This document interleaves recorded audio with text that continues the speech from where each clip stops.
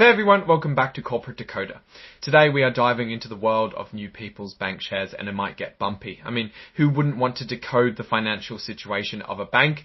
Don't worry, we'll try to make it painless, maybe even interesting. This report gives us a sneak peek into how well the bank performed in the first 3 months of 2025. We're going to look past the fancy words and get straight to the important numbers and see what they actually mean for the bank and maybe even the wider economy. First off, this is a Form 8K filing, which is basically a company saying, hey, something important happened and we need to tell everyone now. In this case, New People's Bankshares is letting us know about their earnings for the first quarter, the period from January to March of 2025.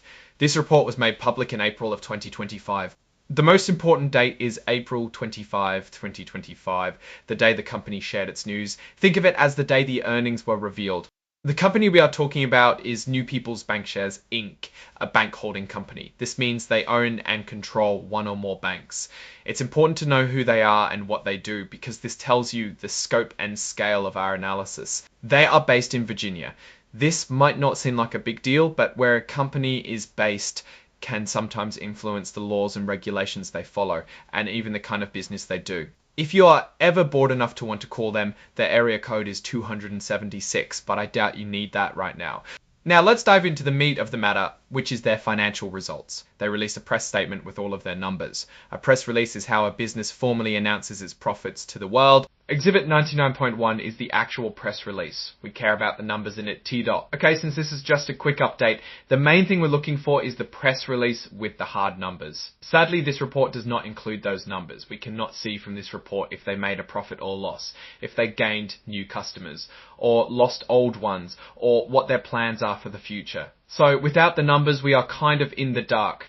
Now let's zoom out a bit and talk about New People's Bankshares in general.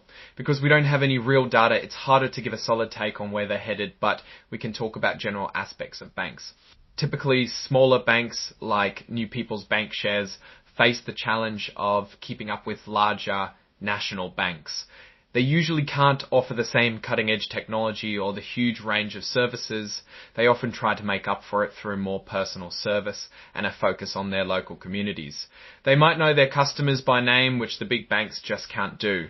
Also, smaller banks are closely tied to the economic health of their local area. If the local economy is doing well, they tend to do well. If the local economy struggles, so does the bank. This makes them more vulnerable to regional economic downturns than bigger banks with branches everywhere. One risk for them is always staying competitive. The banking world is changing fast, with more and more people doing their banking online or through apps. Small banks need to invest in these technologies to stay relevant, which can be expensive. Another risk is regulation. Banks, especially small ones, have to deal with a lot of rules and regulations. These rules are designed to keep the financial system safe, but they can also be costly and time-consuming for banks to follow.